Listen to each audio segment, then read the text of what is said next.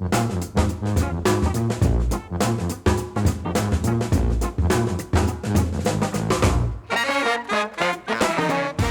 everyone. You're listening to What's Working. I'm Cam Marston. Doing this again in the new podcast form. Less restrictions, less thumb on our comments from the FCC. And sitting across from me today is David Gibson. David is the owner of Judge Roy Bean's Spirits. He and I met each other. David, I don't remember what the occasion was, but met each other, and I've been a fan, a consumer of his product, and a champion of it as well. His whiskey products, he's gone through several different bottlings. We'll talk about the correct terminology, David, if I didn't get that right. What your plans are, how it's grown, and what in the world got you into the spirit business. So first, David, right out of the gate, thank you for your time, and welcome to What's Working. Well, thank you for having me. This is fantastic opportunity. Thank you again. I know the listeners will be interested. Everybody seems to enjoy a good spirit story. And I'm not talking about haunted spirits. I'm talking about rums and whiskeys and bourbons and barrels and things of that nature. Give us a little bit about your background before we get into the nuts and bolts of your spirits and what got you into this. Absolutely. Well, I spent about 18 years in Birmingham, Alabama, owning an ad agency. It was actually a digital agency. We did websites and e-commerce and social media and lots of different types of websites for lots of different types of companies. And I had that company for about 18 years and ended up having an exit. And after the exit, my family and I moved to Fairhope. Yeah. Now, if I recall correctly, I'm already off track. Part of your digital agency was people would pay in towards the redevelopment of a new site over a period of time. Is that right? Am I thinking about that correctly? What I did was a little different. I would actually charge lower rates for websites than a lot of folks. Our idea was to build them quickly, build them low cost, and then over time we built into every website was a hosting package. So we would pay a monthly fee. And what I did a little different was that I allow people to roll the time over. That's right. That's what I remember. So if you got an hour a month with your hosting package at the end of the year, you hadn't used it, we'd have 12 hours to use towards new design, new development, SEO, or whatever you wanted to do. And in my space in that time, no other companies are really doing it. And that really helped me grow the company pretty significantly. And I ended up, when I sold it, I had probably close to 1,200 or so clients. Yeah. And the venture capitalists, whoever looked at that and said, oh, this is a retention strategy in this space that we've not seen before. Correct. I lived off a website company, but I built the next part of my life off a hosting company. Okay. So you've got a forward-thinking approach, at least to the technology world, and you left, you had an exit, as people like you are fond of saying, which usually means a liquidation event or something like that. And you said, you know what? Whiskey. That's an odd transition. It seems like most people who get out of one business get into something that's slightly adjacent to what they've been doing. Tell me about this transition into whiskey. Sure. Actually, we moved here, and I was under a non-compete for 5 years around websites, SEO, marketing, that type of business, and wanted to find something that would be interesting or fun. And we were here during COVID, and during COVID, alcohol sales were booming, and I thought, I wonder what it would take to white label or private label a spirit. Yeah. And I had worked with a gentleman named Seth Detling, who owns Big Escambia Spirits. Yeah. Had crossed our paths when he was building that business and I was building my company. So I called him and said, hey, Seth, can you white label whiskey? And he said, you can, but I don't want to do that. And I said, because Detling I recognize that name. It's got a very distinct bottle on the shelf. So he was a good expert to talk to. Yes, he's amazing. He's I believe the first in Alabama to do seed to bottle. So he actually grows his own things on his property. No kidding. And really, really great guy. And he said to me I don't want to take somebody else's juice and stick it in a bottle. And I said, okay, how do we get there? And he said, you got to figure out a way to make it unique. Make it different, make it something that's yours, and then I'll be happy to show you. Uh-huh. And I said, okay. So I went and thought about it, and about that time, Hurricane Sally went through and knocked down a lot of pecan trees.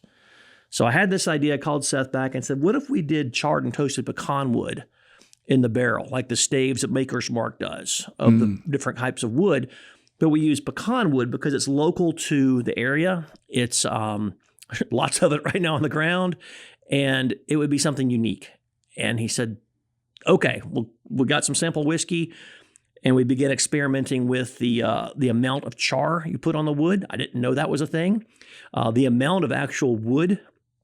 And I'm making this in mason jars in my garage to kind of experiment with how much char, how much wood, how long does it need to sit. So you're taking a piece of pecan that you've cut with a chainsaw, charring it yourself with a blowtorch or something like that. Correct. And dropping it into a mason jar of white liquor to see how it impacts the liquor. Correct. Well, we were using whiskey was already aged. That's a neat thing about this business is that through Seth's kind of guidance, I found a company that will help me find already aged bourbon. So if I were to use White Dog or white liquor just out of the still, it has to sit in a barrel for 2 years before you can touch it. You legally call it bourbon. And even then, it's really young and really a little hot. So I was able to find 4-year-old whiskey to start. And I bought 4 barrels of 4-year-old whiskey once we had the recipe where we wanted it. So I was working with kind of some samples from them to get the amount of char right, the amount of toast right, and the amount of whiskey right. Because that's the other thing too is this whiskey comes in, it's higher proof. It's 130, 125, 140 proof. So you got to bring the proof down. And so if you want to sell a product at 90 proof, you're adding a certain amount of water to it to get it there. And you're adding the charred pecan wood and the toasted pecan wood, and you're tracking all of it in a way that you can extrapolate it to a barrel size. So if I just dumped a bunch of chunks in the mason jar, I wouldn't know how much I would need to put into a barrel. Right. So you had to kind of use a little bit of math on there, and ChatGPT wasn't out yet, so I wasn't able to rely on those experts.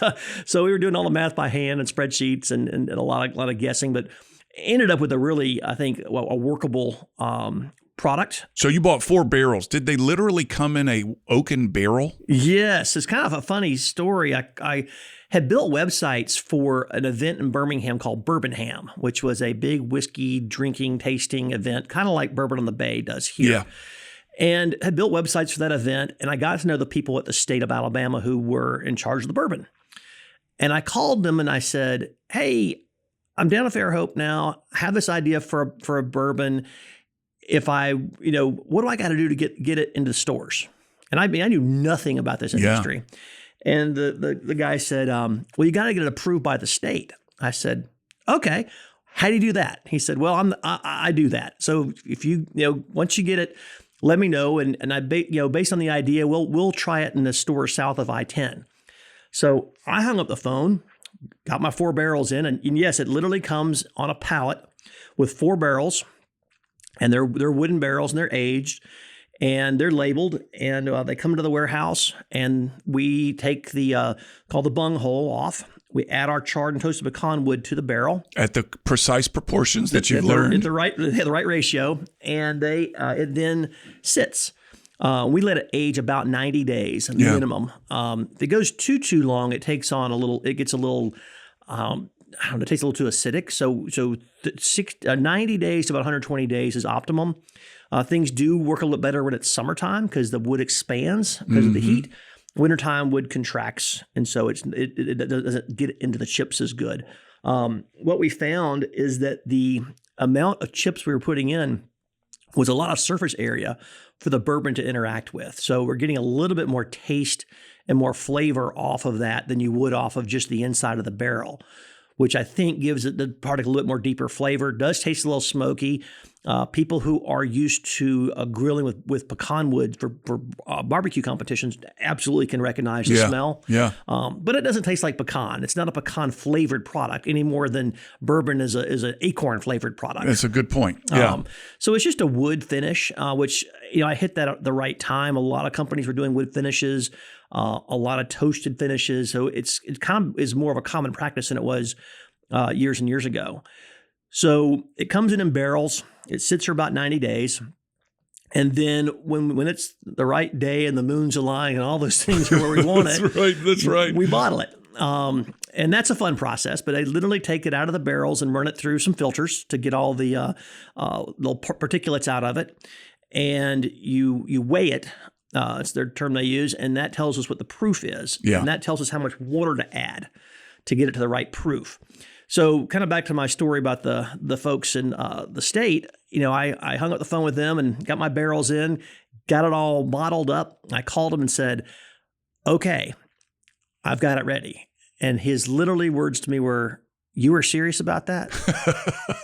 I said, "Yeah, I was serious about it." Come on down. He said, "How much did you make?" I said, "Well, I've got four barrels worth, which is about 1,000 bottles." And no kidding. "You need to come see me right now." So I drive up to Montgomery and I have my little sample bottles. I'm like, "What do you think?" And he's like, "Well, how are you going to sell it?" I said, "That's why I'm here." He said, No. We distribute it. You have to, you got to hustle." I said, "Okay, I'll call you back." And I went and put a marketing plan for it. And it's kind of been fun. It's almost like a greatest hits album from what I did for years. So you've taken your advertisement, your marketing materials from back in the previous job, and you have applied them to what you're doing now. Yes. So I was able to kind of, I told people when I sold my company, I said, I'm never using social media again. Yeah. I don't like Facebook. I don't like Instagram. I don't like Twitter. I'm done. Well, I got suckered back in. No, you had to. So I'm back that's in one of the game. questions I had for you is how are you using social media? And you're back. And well, the fun thing was I made a bunch of T-shirts and hats to give to bartenders when I go in and position my product. Like the box that I brought you is what I use to present to restaurants and bars. I want to walk in with a whole marketing kit, make it easy for them. And somebody said, "Where can I buy a T-shirt?" And I went, "Well, it hadn't occurred to me." Yeah. I got an idea. So I built an e-commerce site and we sell hats and T-shirts. And the funny thing is that, I make more money selling a hat than I do selling a bottle of whiskey. I've heard that from other people as well. I think it was somebody who tried to convince, let's see, the story that I heard, whether true or not, was Lulu's down in Gulf Shores, is that her brother, the late Jimmy Buffett, said, "Listen, food costs can vary. T-shirt costs very seldom vary. Get yourself some T-shirts in here and product to sell that's not just food stuff." T-shirts, hats, and koozies. Yeah, no kidding. So you got started. How did you first, tell me about your first sale. When did you find the first customer that liked it and tried it and all that? Well, so what I did was once we did our first bottling and everything was approved, I kind of went out and had some samples made up. I kind of brought you one of the samples that we actually used. And I created got these nice wooden boxes, and I partnered with some other things I thought would be kind of on brand for the bourbon. So I did a bourbon pecan roasted coffee that I had Fairhope Roasting make for me. Right. And then I went and thought, what else would be cool? And I'm kind of watching what Maker's Mark's doing and Woodford's doing and other companies. I'm like, well, soap sounds like a good idea because I think Dr. Squatch and Duke Cannon had bourbon soaps. I'm like, I can do that. So Fairhope Soap made a campfire bourbon soap for me. Yeah. And so I put those things together in small sizes to give away and larger sizes to purchase on the website that I had newly created. And I went to a bunch of bars and restaurants and said, "Hey, if I get this in, would you carry it?" And luckily, I had done websites for Lulu's, you just mentioned, and several others down here. So I went to them. They all said, "If you make it, we'll put it in." I said, "Great." So getting the timing just right was a challenge, and even down to the proof. We talked a little bit about the process. Yeah. In the stores, you only get so many slots. So I can't go release 100 different things. If I make something, the state needs to sell it, because otherwise it's just a bunch of Christmas gifts for the next 25 years. That's right. So if I wanted to do a 60 proof product for some reason, the state may say, we don't want to buy something that low. And now I'm stuck with it. Yeah. So you have to kind of know in advance what you want to make. So you've got this dance going with the state to try to figure out what the sweet spot they want is. And are they clear with you? This is what we need you to do. This is where the hole in the market is. The state is very forthcoming. And for all the problems people say about this, the ABC for Alabama, I have found them to be very helpful. I have found them to be very supportive. Having said that, if you think about it from their position, if you go to the liquor store and one side said brown and one side said white, their job's really easy. Yeah. Every time there's a new flavor or color or version, it's more work. So everything you do, there's got to be a SKU. You have to present it. They have to get it approved. I released that product at 90 proof because when I went to the bartenders, they all said, if it's stronger than that, we can't make cocktails with it. Oh, really? So overpowers the cocktail. Overpowers it. If you go and make it too light, then bourbon drinkers don't want it. So for me, part of the magic that I think for this product is I worked really hard to find a mash bill that I liked that would taste like bourbon. So that mash bill is a 21% rye product, which means it's a little spicier than a wheated bourbon. I think that lets bourbon drinkers get a good feel for the whiskey and for the bourbon that's in the bottle, not just the flavors you put in there. I wanted something that was also not so spicy you couldn't just drink it by itself. The idea was go down to the bay, pour a nice glass of bourbon, and be able to drink it without a whole lot of drama. Keep it simple. Right. So that product. And then also it's got to be available. That's it's kind of a funny deal, but everything's done in batches. And we're going to use the same mash bill. I use one that's pretty common, so I can buy it from different distilleries. But every batch is a little different. Batch 1 came from Indiana. It was MGP, which is a base product for a lot of bourbons are MGP.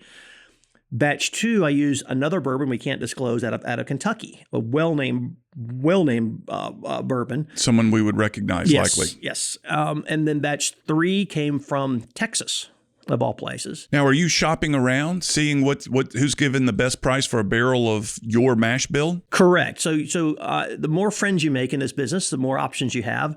So you reach out and say, hey, I need to buy 4 barrels or 8 barrels or 12 barrels. And sometimes they've got runs that didn't go the way they wanted them to. Sometimes they just need the cash. Sometimes they've had a lot of times people will make whiskey for other companies. Yeah. So, and this is not like Clyde Mays is just now opening a distillery. So they've had a contract distiller making Clyde Mays for years. Right. So they may have determined, hey, we've got these extra barrels we don't want, or for whatever reason, and you can buy them. And so it's you got to have the federal permits and the licenses, and all goes through a bonded process, and they don't wheel them up into your garage. So mine go to the bottler. I was going to say, you can't get 4 barrels of whiskey shipped to your house anymore. That may be a one-time thing. You're now on somebody's radar. Yeah. And if ever any sort of bootlegging issue came across, you getting 4 barrels in your garage would likely catch someone's eye. Catch somebody's attention, right. So mine actually, my bottling partner is, I did my first batch with Seth. And then Seth's kind of world took off a little bit. He picked up distribution in Europe and a few other places and didn't have the time to help me as much. So I moved my bottling to John Emerald Distilling in Opelika. Yeah. And Jimmy Sharp is fantastic. He's had his, I think he was the first legal distiller in Alabama. I think his DSP number is 001. Yeah, legal. I like legal. the way you emphasize that. Yes, and so he's been fantastic. They, because of the relationship there, I don't have anything. I don't have to warehouse anything. Yeah. I pay rent to him, but they receive the barrels in, they weigh it, they bottle it, they help facilitate the taxes, and then they just take it to the warehouse for me. So literally I have a closet full of hats and T-shirts. So you created the recipe that you wanted. You talked about the ratios of the burnt or the what is it called? Charred and pecan. Mm-hmm. And when a new barrel were to come in, do you go up there to make sure that ratio is adhered to? I mean, how often are you on site up there, and for what? I did the first two barrelings. Yeah. And after that, I trust them. They do a great job. So you're a marketing man. Yes. Your hands don't get dirty with the whiskey. You're selling the energy and the enthusiasm behind a recipe which you've created and found a niche for, and are now going essentially door to door saying, hey, it's good stuff. There's a market for it. Correct. Yeah. How do you feel about that? It's a necessary situation to be in at the moment, because in Fairhope in particular, the idea of building a small distillery is in the back of my mind at all times. Yeah. But real estate's so expensive downtown. So if you go away from downtown, you're going to have to draw people in, which means you're building a bigger facility in a nicer place. And, it's more of a destination. So it seems to me that if I can build the brand big enough to justify the investment, then building a really cool place that would become a distillery type destination would be great. I'd love to have a bottling room, like a little bottling facility in downtown Fairhope, where I could bottle whiskey on demand. Because if you have your own store, this is where it gets interesting. You can sell whatever you want. So you're not relying on the state to distribute. You're still paying taxes on it. They're going to get paid. Yeah. But if I wanted to make that bottle right there into pints and half pints and sell them, I could. Yeah. The state right now won't pick up minis for me or pints or half pints. There's too many on the shelf, so they won't touch it. Before we turned on the microphones, we talked a little bit about what makes Alabama unique in this regard. If you were in, let's just pick a contiguous state, Georgia, Florida, would it be much the same? Well, in those cases, you're selling to a distributor. And the distributor really wants to know what you're going to do to help them sell the product. Yeah. So again, we're back to being a sales organization, a marketing organization. My background allows me the luxury of understanding how Facebook works, and I can find people pretty easily to market to who like bourbon or like whiskey or in bourbon clubs or bourbon pages on Facebook. I can run ads and be in front of those people pretty inexpensively. Unlike buying a billboard on 98 where you're looking at who's old enough to drink, right? Who does drink, how many of them like bourbon, how many of them would so you start looking at a subset of a subset of a subset on a billboard. But in Facebook I can say, give me everybody who lives south of I-10 that likes bourbon. And they'll say, oh, there's 7,000 people. Right. Great. Right. So I could target Florida very strategically and say, if I could get Quicker Liquor is a store near Panama City. If he were to carry my product, I could pretty easily go into Panama City area and say, target bourbon drinkers, run ads that say, hey, here's a new product that's going to be hitting the shelves. Be the first to try it. You can do things like like bottle signings. You can do things like tastings. You can do giveaways. In other markets, you can do things like if somebody buys a bottle, they can get a free hat if you wanted to. Alabama, and just for people who are listening who aren't familiar with how we're set up, being a control state means that the state sells all of the spirits. If you own a bar or you own a package store, you buy it from the state for the same price that anybody walking in off the street buys it for. Yeah. There are case discounts available. So if you buy a whole case, you can get, I believe it's 14% off. But if you're a small bar, you don't want to buy a case of my bourbon unless you're turning it over every week or faster, because the longer it sits there, the more likely something is to happen to it. Yeah. So if you go to a hotel or a place like Lulu's that's got multiple bars, they might buy a case at a time because they're going to distribute it between all the different points of sale. So a case is a big ask for a small bar or a boutique bar. A lot of times, because it's just me, I can't really, make and I have one product. Sometimes they'll say, hey, if you carry our bourbon, like in the case in Florida, you could say, if you carry my bourbon, I'll give you a discount on the rum, or vice versa. Yeah. So there's ways to buy your way onto some shelves. A lot of times what I'll do is find a restaurant who will carry it, and then I'll promote the restaurant pretty heavily. Say, hey, yes, my first sale, Billy's in Fairhope was the first restaurant to carry it. Yeah. Billy was Bill Stitt's a great guy and was super supportive of me and helping get this off the ground. And so when I launched it, he met me at the liquor store when it first hit the shelves. Yeah. We bought a case, and then we went back and did a bunch of promo kind of little videos, and a lot of the photography you see was all shot at his place. So really great supporter. I'm a fan of his. He's a fan of the show. In fact, he's one of the people that I promote in the brief advertisements that we do on the podcast now.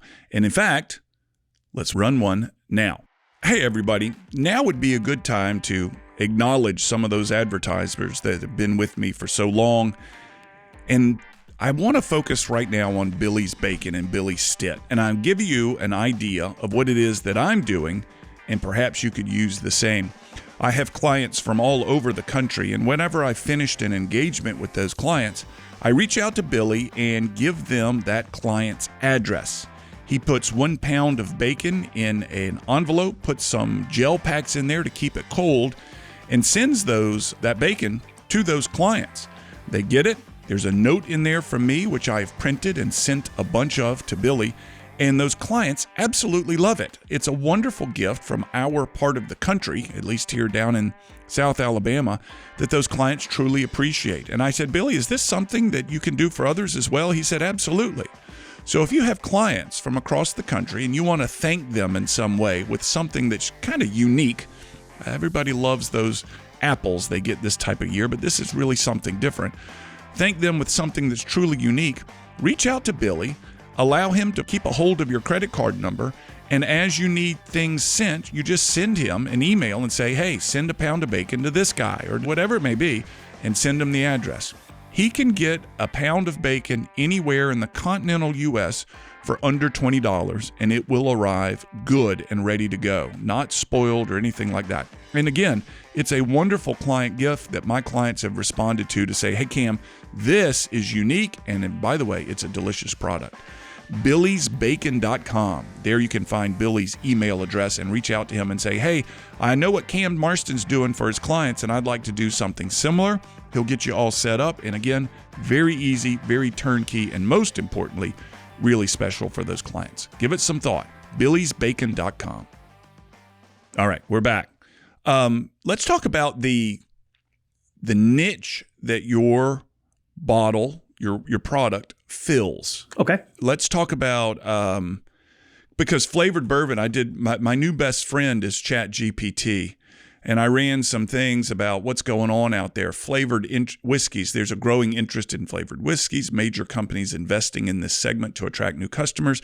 The American whiskey market has seen significant expansion with a valuation of $9.2 billion in 2023 and projected to reach $19.8 billion by 2030.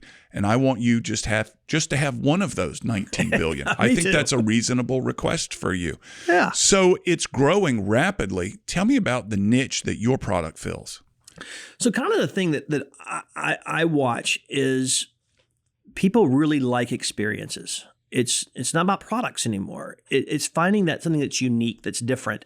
So for us, having each batch be a little bit different creates a new experience. If you like batch 4, buy all you can. If you didn't like batch 4, well, try batch 5. It's going to be a little bit different. You know, they're coming from different distilleries, right? And we're picking things. And I say we, it's really just me, but I'm finding things that I like the flavor of. And I do have some close friends who will come over and I'll ask them to try some different things. And so kind of a consensus rules. So I like that piece of it. So I think that doing those batches, everything's unique. I also have gotten the state, because I delivered correctly on the 90 proof, they do carry a barrel strength for me. So those come in, we can dilute them about 1%, but they're out of the barrel. They go straight in. They retail for more money, but they also cost more to produce because you're not able to get as many bottles or much yield out of a barrel. Yeah. So those actually sell really well to people who are regular whiskey drinkers, or a lot of steakhouses will carry higher proof bourbons. Why is that? Just it's people who drink more of the bourbons. I think the feeling is they can taste more difference when it's a higher proof. At a steakhouse. Steakhouses carry a lot of bourbons. A macho, testosterone-driven location. I'll have a bourbon. I want a bourbon, or they are old fashions. They want Manhattans and different bourbon cocktails to go with these things. So I think that old fashioned and steaks is kind of hand in hand. So I think that's why. But higher proofs really don't sell to local bars or sports bars, that kind of places. So that's definitely more of a consumer-based product. And then, one thing I kind of make sure is that this is not a pecan-flavored product any more than bourbon is acorn-flavored. Yeah. This is a pecan wood, the same way they use white oak in the barrel. So this is just a wood finish, which is becoming way more popular. I think Maker's Mark did a great job with their distiller series. So they went to different cities and had people pick out different types of wood to go into the different city mixes. So it's a kind of a neat thing, and it makes these things unique. Once there's only going to be 250 bottles of what we call them Jubilee releases because of the bay. Sure. Just, they're once in a while, and when they show up, they show up. I'm sitting with David Gibson. We're talking about his product, Judge Roy Bean Spirits. I'm holding in my hand a bottle of the sample bottle of the straight bourbon whiskey of Judge Roy Bean Spirits, and we're talking about what makes these things unique. So imagine I walk up to a bar, and I'm the customer, and the bartender says, "What do you have?" And I'll say, "Well, give me a whiskey." And he's going to say, "Well, what do you like in a whiskey?" And what does my answer need to be for him to say, "Oh, we've got the Roy Bean product"? I want something unique. I want something I can't get at home. There's a lot of that, in our area. We have so many tourists. Yeah. So you go on vacation, you want to try something you can't get anywhere else. Yeah. And so as a bar or restaurant, you want to create an experience they can't get anywhere else. Uh-huh. So especially cocktails, especially small batch spirits. And then I think that as far as a flavor profile, if somebody says, I like something that's a little bit spicy, a little bit smoky, I'm the right product. Yeah. I'm not going to appeal to somebody who drinks a lot of Maker's Mark. That's a weeded product. If you like Angel's Envy, if you like, those type of products, mine's a great complement to those. Mm-hmm. So I think that the nice thing is depending on what we're going to do with it, the spirit, that's kind of one of the things too. If you're going to drink it straight up, or you want it with a rock, or you want it, with the salt and lemon and a lime, because it's your whiskey, you drink it however you want to. Right. I've heard people ask me how I like, do you drink it straight? I'm like, I do, but I like a splash of ginger ale in my bourbons. Interesting. Brightens it up, gives a little, and kind of funny story. I read this recently is Mountain Dew was created to complement bourbon and whiskeys. So Mountain Dew. And I can't imagine drinking a Woodford and Dew, but that's what it was originally created, profiled for. No kidding. Was it intended initially to be mixed, and people said, we like it straight, the Mountain Dew? I guess so. I don't know. I do some more research on it, but it was It's a very interesting thought. Little tidbit that came across the old. What about these bourbon collectors out there? I've got friends that take great pride in the number of different bourbons that they have, and they very seldom touch them the way it sounds like. It's more valuable to me to look at than to drink. These people have got to be highly profitable for people like you, that they just buy these things and set them up. Or am I wrong? Well, they buy one bottle. Yeah. Unless somebody wants to have the whole collection. But it's funny because we just had the allocation sale in Alabama this past weekend, where all these things that are hard to find or are restricted to a certain quantity was all released through a lottery system, and people go and they stand in line for 3 days and buy them. And the hard truth is a lot of them end up on secondary market. So people go on, they go stand in line. And I hear both sides of it. If somebody says they can buy one bottle and sell it for enough to pay for the other 3 they bought, that was a great day for them. I've had other people tell me, it really, like, I know this for a fact. I sold no whiskey on Saturday, across the whole state, because everybody's buying the allocated stuff. Interesting. But isn't this allocated stuff available regularly in other states? So if I were to go to New Orleans, I could find as much of this very rare item I want. Or is that not the case? Some cases. I mean, you get down to some of these products are, it came off the north side of the barrel house, and it was harvested in the spring. You sound like a vintner. Yeah. Oh yeah, this is in the shadows from the hours of 2 to 3:30 in the afternoon, and it faces southwest, and something like this, and they try to make it as unique as possible to drive the perceived value up. Yes, and so I think there's some of that, but I think for the most part, people want to have something special. They want to have something nobody else can get. They want to have something that is unique to them. I mean, when you read a book, you probably are not going to read it again, but you don't throw them away. You keep them. Yeah. And so I think it's kind of the same thing as people say, I've got all these bourbons. I think for me, I don't collect them. I do have bottles put away for my daughters of everyone I've created. So that maybe saved me somebody at their weddings, I guess. But I saw a great story. I have to interrupt. There's a great story of a father who bought a bottle of Macallan's for his daughter every year of her birthday. And it had the year that it was bought. He never opened them. And at some point he had, I don't know, 30 bottles of Macallan beginning in the year 1970 or something like that with the year prominently displayed. And it went for a ton. Yeah. The collection was more, obviously was worth something. You're onto something with your daughter there. Yeah. Well, another thing too, just I find this is kind of funny, is that bourbon doesn't age in the bottle. Yeah. So if it was bottled 30 years ago, it was only 3 years old when it was bottled, it's only 3-year-old. That's right. It's not 33 years old. But yeah, I don't know. I think it's interesting. I would love to create such demand in my product that there's a line and people buy them all and they're gone, and I show up with the next batch. Right. And they're, so you create that demand economy on things you do. Right. And that's created through scarcity. And so if I'm able to create scarcity in it with enough people who like it, then that becomes kind of what happens. And so got to get enough fans out there and make the right quantity. Imagine I showed up and I had $1 million to give you to create demand for your product. You're like everybody else listening. You have a budget restrictions. There's more that you wish you could do, but if you had $1 million from somebody and your challenge was use every cent of this to create more demand, what would the best use of that money be?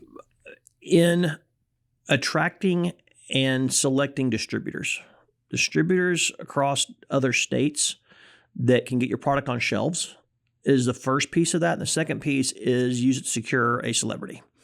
Oh, interesting. I mean, you look at... Tell me about that. So you look at, there's stories out there. George Clooney's made more money off of tequila than he ever made off of movies. Heard that. Don't know if it's true. Do you think it's true? Yeah. I mean, look at, the Rock's tequila, I believe it was valued at $3 billion. Wow. $3 billion. Yeah, well, he got one of his billion. You got 3 of his billion. There's 19 coming. You need one. Yeah, exactly. So it's so I think that's kind of the neat part, is you find the right vehicle, the right person, the right celebrity who can help promote the brand. Yeah, promote the lifestyle that goes with it. Whether that's a rock star or a cowboy, a barrel racer. I don't know. So that's interesting. A big portion of that $1 million would be going to engage a celebrity. I think so. And make him or her, probably a him for a whiskey, get it tattooed on his arm.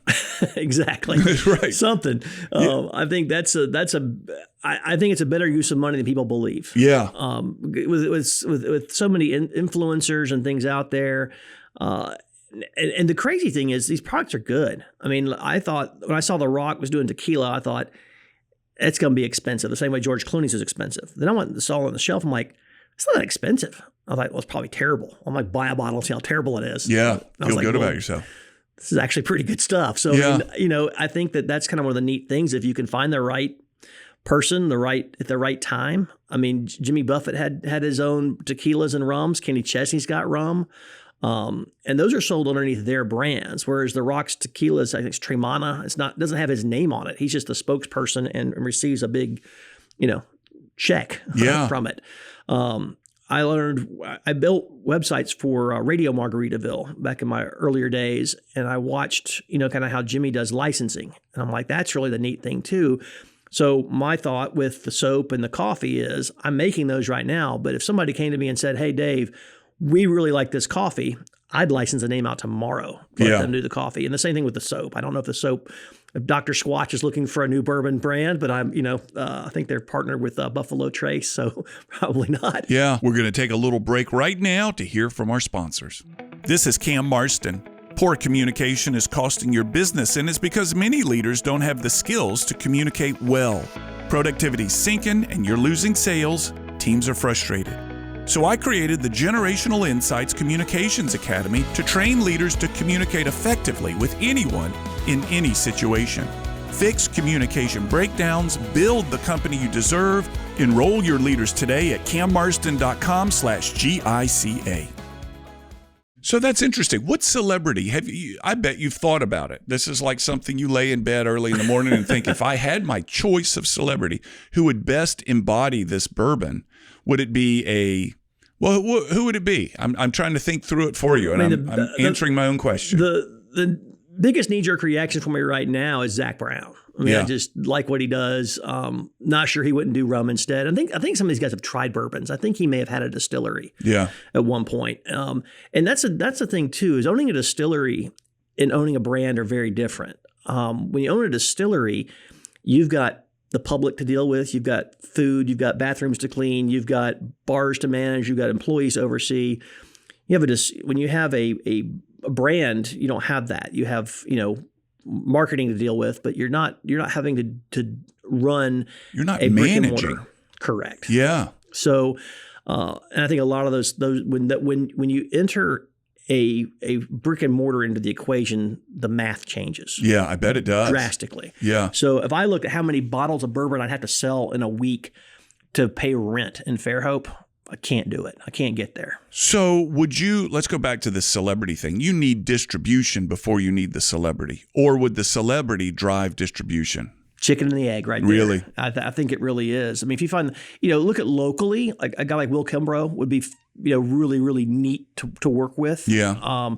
Can he sell bourbon? I don't know. Maybe. Yeah. But I think that, again, you're walking into that experience level with people. They align themselves with these things and they go, this is me. I'm this person. I like going to the bay, sitting on the dock and drinking a bottle of whiskey, or not a whole bottle, but some right. whiskey. An old fashioned at the end of the wharf tastes 17.4% better than it does in my kitchen. Right. And I'm a big believer in this. This is, maybe to my own detriment, is that I think that the most important ingredient in a spirit is the company you keep. Oh, it reminds me of a quote. One of my friends from Fairhope tells me that a fire always makes a great company. Mm-hmm. Fire makes great company. And I agree with you. I have cigars.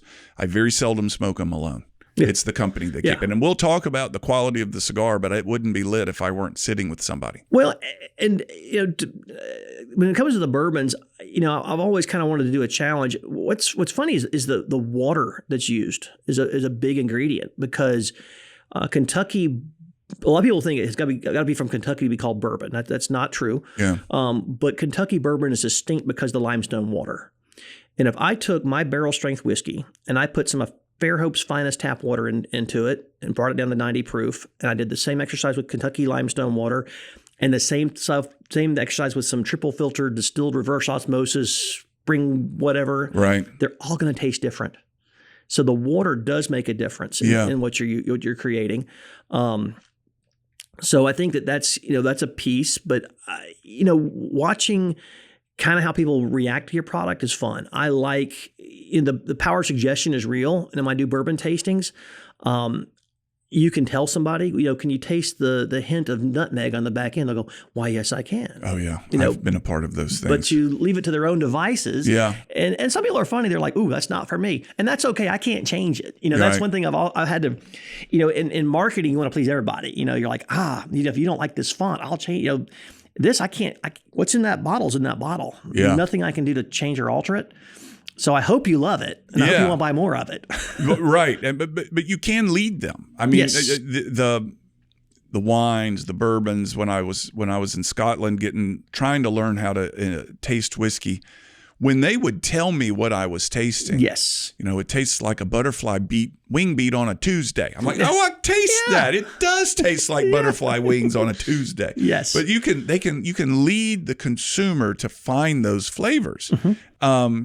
And of course, you're only going to pick flavors that most people like when you describe these things. I did remember one Scotch guy saying it smells like a rot on a pine log. I'm like, man, I wouldn't use that. No. I wouldn't use that example too many times. No. So you can lead them into pleasant flavors and bias them towards liking it. And I'm sure that's what you do as you're on site. Well, I tend to keep it real simple. It's got a smoky front end and a little sweet finish. Yeah. And that's directly from the wood that we use. If that product didn't have the wood finish on there, it would taste like a lot of other things on the shelf. Right. And if I said, it tastes a lot like Angel's Envy, but it's cheaper, you'd be like, oh yeah, it does. Yeah. If I said, it's got a little smoky front end, got a sweet finish, it's perfect for old fashions, you go, which is why we create our own bitters. Well, I was going to ask you about that. That's within arm's reach here. Let me get it.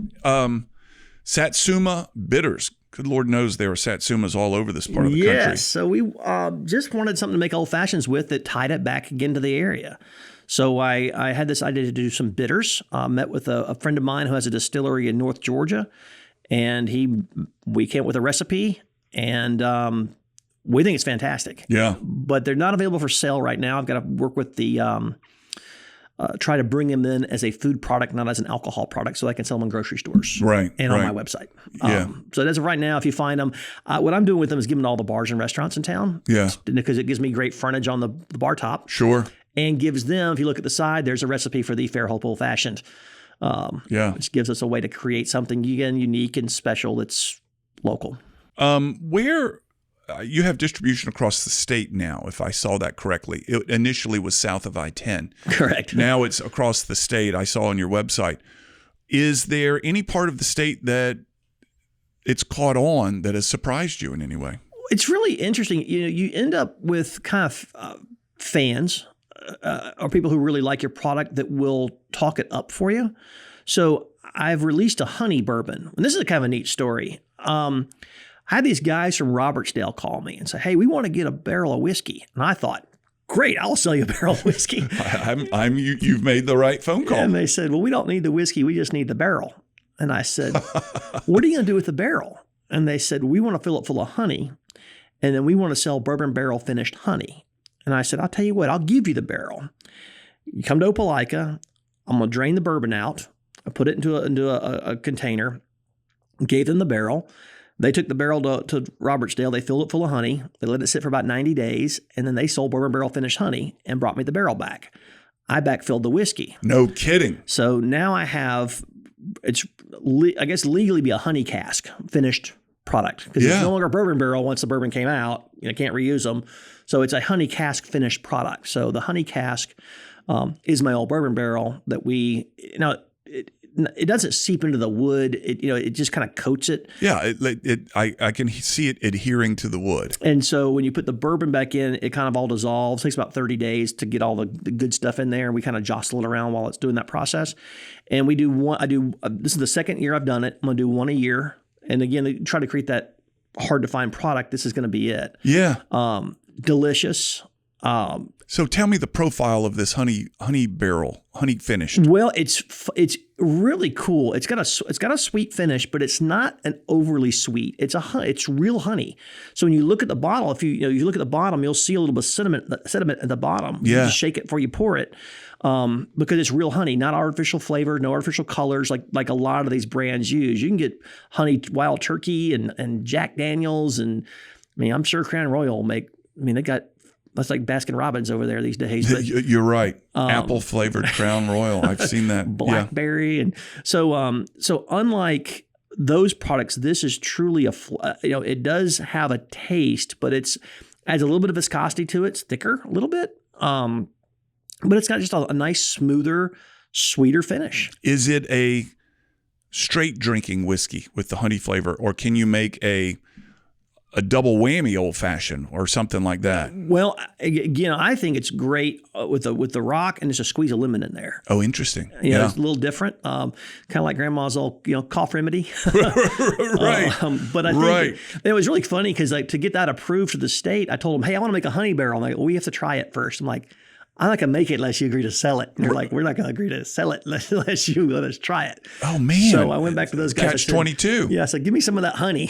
I shook it up in a mason jar, put it back. This is what it's going to taste like. Yeah. And so we got close enough there. Said, "Okay, we'll do it." Yeah. And so this year I released another one. I said, "I've got another honey barrel." They said, "Great, no problem." Because I sold the last one through. You've got to earn the right with those guys. Yeah. And so, sounds like you have. Exactly. I can't go to them with 15 different ideas. I got to do one at a time.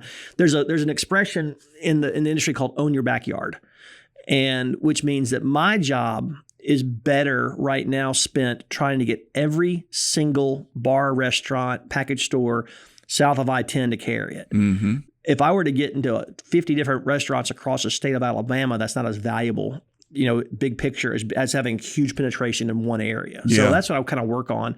So your question about where is it sold well, Dothan. I've got some guys over there who really like the honey bourbon. And so they texted me this morning and said, "When's it going to be in the store? When's it going to be in the store?" Well, the whole allocation sale last week threw off my production. So the distribution. So the state actually bought all of my honey bourbon already. I don't own any more of it. and they distributed it out to the stores. Should have gone last week, but allocation kind of messed some things up. So I'm hoping this week it'll be in stores and people can go in and get one. And then we only made 240 of them. So when they're gone, they're gone. I'm writing this down. Suddenly I'm interested. I'm like, okay, I'll get there at 7 a.m. and stand in the line or whatever it may be to get a bottle of the honey bourbon because of its scarcity and because I'm very curious about it and how it may taste. Yeah. I'm not a veteran bourbon drinker, but this has whet my curiosity enough to say, let's go try some. So, So as we record this, it's Wednesday. You think by Saturday it should be in there? It should be in stores today or tomorrow. Well, I know what I'm doing after we hang up this, after we finished here today. Yeah. Well, good for you. That's great. So you've got a big contingent. And how many bottles of that are there? We did 240. 240 total. Mm-hmm. All right. Well, cool, man. That's really exciting. And you're only going to do them in the fall going forward. Is that correct? And I can only do one because the bee, it's real bee honey. So if they have a good bee season, they have excess honey. If they don't have good bee season, I don't have the honey. Interesting. And so I'm gonna stick with these guys. They've been fantastic. There's Cletus Farms. It's two guys who have bees, and they, they're developing their products, and I'm gonna help them as much as I can. In fact, I think if I can pull it off the next time, I'm gonna put a little 50 ml little airplane bottle on the side of each of the bottles of the bourbon. So you have like a little free hitchhikers of the actual honey, the bourbon barrel finished honey. Right. It'd be kind of fun to do. That's interesting. Well, that is kind of exciting. Have you ever thought, so this was kind of, I call something like this over the transom. This was an opportunity that just came in over the transom for you. All you did is answer the call. Have you had others like that? No, I mean, not. No, and I watched a company in Nashville do this barrel. That's where kind of the idea came from when it was back in my mind. And these guys do the same thing. They take a barrel. They have a honey, a Nashville company who puts the honey in. So same process, but these guys, their sells for like $170 a bottle. Oh, what will this honey bourbon go for? $49.99. And theirs goes for $170? Yeah. And on the secondary market, you'll see them for $1,000. I mean, it's crazy. They have created this scarcity thing. This is the Pappy Van Winkle story. Yeah, exactly. So it's a neat thing, and it's Bell Mead is the name of the company, and they do a honey bourbon, and they have a big enough email list, enough local people in Nashville that when they send the email out and say one per person Saturday morning at 8, people line up. And so I'm not there yet. I think I met this guy one time. Bell Mead. I need to double check. I may have met him at an event down in that I was speaking at down in Turks and Caicos, I think. Two brothers. One of them, I think their last name is Nelson. Nelson. Yeah. I need to look. Interesting. Great story. Great distillery. I mean, if you're in Nashville, I highly recommend popping in and taking the tour. Yeah. I think I've met him. Anyway, I'm going to have to look back at my notes. That would be a small world type of thing. Yeah. So if you owned a distillery, you would have to manage. You would have square footage to take care of. And I would suspect that most of your days would be spent managing. As it is, you own a marketing company, essentially, and you're spending most of your days marketing. Yes. So, yeah, it's funny. Like if you look at different distilleries, there's one in let's take Opelika, John Emerald Distilling. He actually has a distillery, functional distillery, making product in the back, stills and vats and bins of corn and wheat and all those great things. But then he's got a storefront in the front end, which is a bar. And he's got bartenders and they sell cocktails. Yeah. And you're only allowed to sell what you make. So he can't sell beer. There's another guy, I think in Dothan, who's got a distillery who actually brings in non-alcoholic beer and can sell it as a mixer. So you buy the non-alcoholic beer and he pours a shot of corn whiskey in it and now you have a beer. So lots of ways to get around things. It's kind of fun. Right. The human is a creative species, aren't they? But like for Jimmy, he makes rum. So he can sell rum. He makes vodka. He can sell vodka. He makes gin. He can sell gin. If you wanted to make a tequila, and now the U.S. it's an agave spirit. You can't call it tequila, but he can actually bring in a container of it and bottle it there on site. Once you bottle it, filter it, put your label on it, it's yours. So Jimmy has the ability and the nicety to be able to kind of control his own destiny. He can make products there and sell them. He can make he can sell things at the distillery the state won't carry. So, or for some reason, like different sizes or different flavors. If he wanted to do a cinnamon whiskey and the state said there's too much Fireball on the shelf, we're not going to sell it. Right. Wouldn't matter. He could sell cinnamon whiskey out of his bar either by the drink or by the bottle. Okay. He would still have to get approval from the state to create alcohol, but it doesn't mean the state has to carry it. That's the feds. So that the federal government you go to and say, here's my recipe, here's my label, and the federal people say, we'll approve it. Then you go to the state and you say, I'm making this, and here's your cut, basically. Yeah. So there's a tax assessment when you make a product and then you sell it. So when you make it and sell it at your own bar, there's a tax assessment. These taxes, man. But the markup's not nearly as high. Yeah. Because they're not doing the retailing at that point. How difficult are the feds to work with?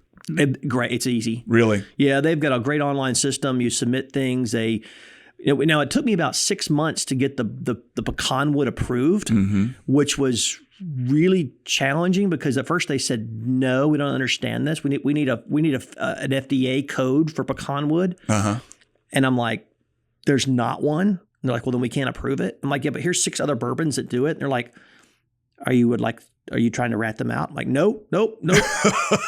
I just want the same governance you gave these guys. That's right. That's right. Whatever code they use. I'm not telling on anybody. Right. Can you look at their recipe and use their code? And so we finally got to the right person who said, no, we use, I tell a story. The idea came from the trees falling, which is 100% accurate, but I actually don't use that wood. We use barbecue grade competition, FDA approved wood chips. Yeah. So they are pecan wood chips that have been, you don't know somebody's car radiator didn't, drip on. I wouldn't want that in my product. Right. So we use quality controlled, ingredients. But it took getting the right people. Once they said, oh, we get it, we'll approve it, was no problem. And the subsequent products have been easy. The honey took 24 hours to get the feds to approve it. Yeah. So it's and then again, luckily I have Jimmy handling the state stuff for me. So so it's having a good partner, is pivotal. And that's kind of common. There's a lot of brands here in the state. Mercy is a great rye product. He has a bottling partner. He actually contracted stills in, I believe, the Carolinas, has it shipped to Birmingham, where it's then aged and bottled for him. We talked about Clyde Mays, so a lot of these companies out there don't have their own distilleries. There's only a few here in the state. Jimmy has one. Dread River in Birmingham is another. Detling is another. And there's one, I think, Irons near Huntsville. And there's one in Dothan. So there's not a ton of them. And we're all pretty tight knit.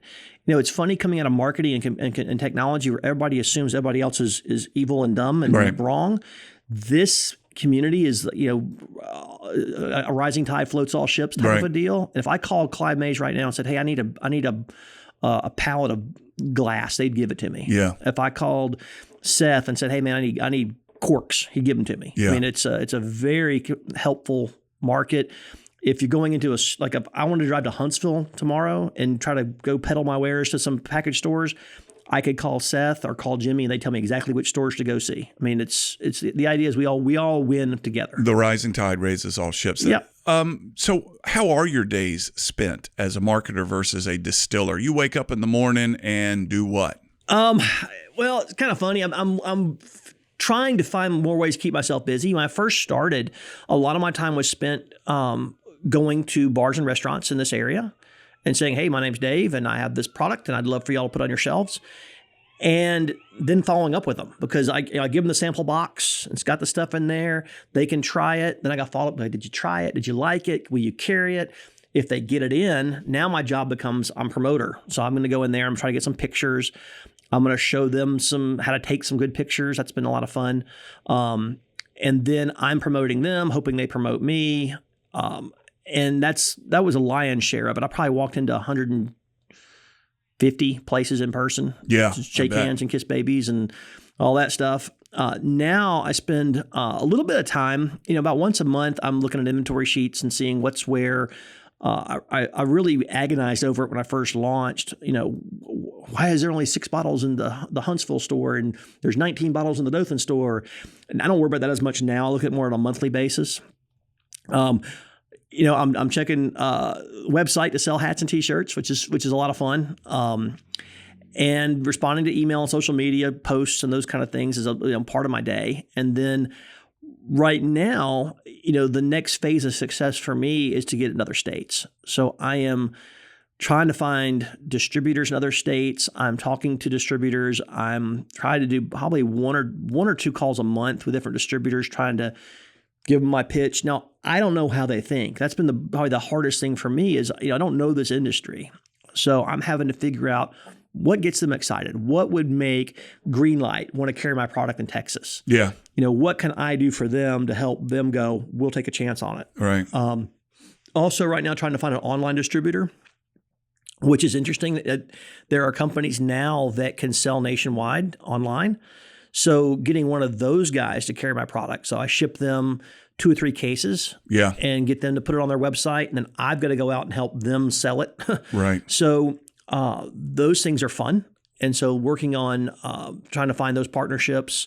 And then, but a little bit of it's R&D. I'll go to the shelves and, when you walk in a liquor store, every single product in there, somebody thought was a good idea. Yeah. And it's a good point. Some of them are great, Right. And sometimes you got the old people who go, well, I really think Old Forester, like, yeah, but they've been doing this 100 years more than I have. Right. Give me 98 more years right. and then we'll see. So I think that's probably one of the harder things for me is the fact that I don't have a distillery. So my story is that the whiskey was actually made by somebody else. Corn was grown by somebody else, shipped to me, but that's how a restaurant works. Not many chefs, are growing their own chickens. True, right? So there is a bit of, if you truly look at the shelves and who actually owns the distilleries, and a lot of these distilleries have 5 or 6 or 7 lines of products. This is the family. This is an Eagle Rare, and so they're not really different businesses. They're all coming out of the same vats in the same places. I think I read there was 13 large bourbon houses in the U.S. that 80% of the whiskey on the shelves, bourbon on the shelves, came from those 13. Right. I don't doubt that. And then you look at all the different flavors and the different sub products, and even somebody like like a Maker's Mark. I mean, if you look, you can go online to the federal directory and look at all the labels. And see what they have. And it's thousands. Yeah.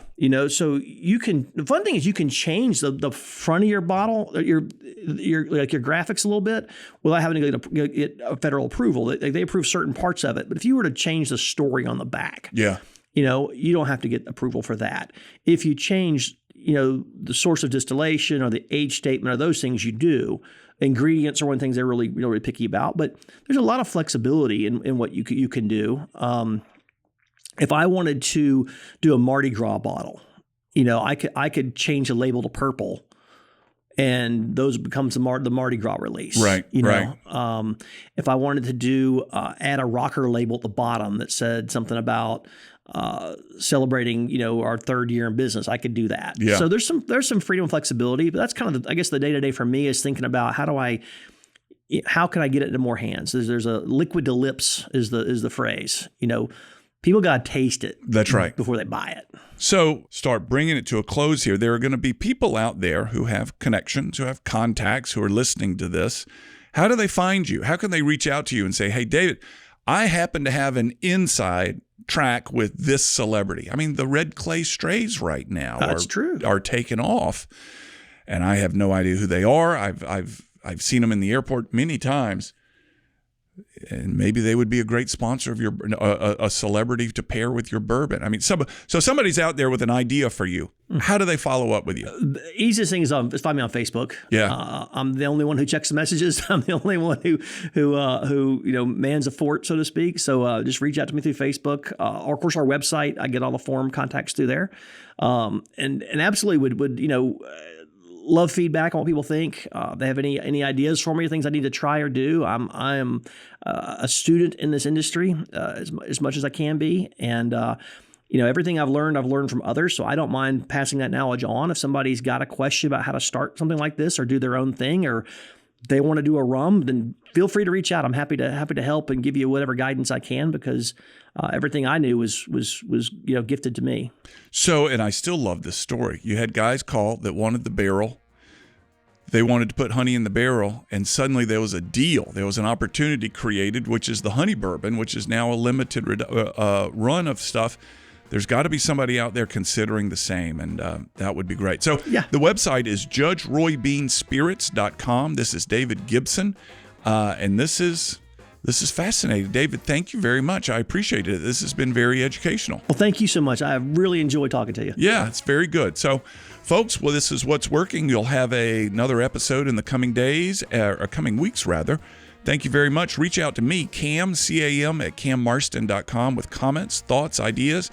Anybody you feel out there that I need to get to know, please send them my way. I'd love to meet them. We'll have another show coming before too long.